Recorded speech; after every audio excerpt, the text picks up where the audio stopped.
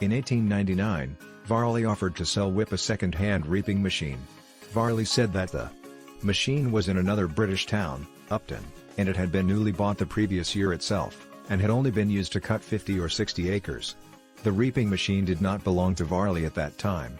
He bought it from the owner and put it on railway on June 28, 1899 to send it to Whipp. On July 2, Whipp wrote a letter to Varley as follows.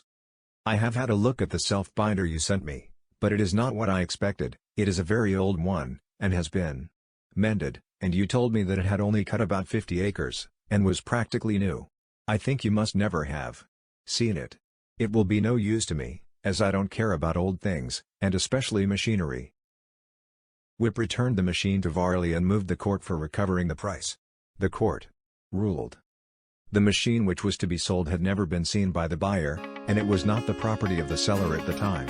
It was described as being at Upton, as being a self-binder, as being nearly new, and as having been used to cut only about 50 or 60 acres. All these statements were made with regard to the machine. The term sale of goods by description must apply to all cases where the purchaser has not seen the goods, but is relying on the description alone. It applies in a case like the present, where the buyer has never seen the article sold, but has bought by the description. Thus, where the purchaser has not seen the good and relies on the description by the seller alone, the buyer must get what has been described. Thank you.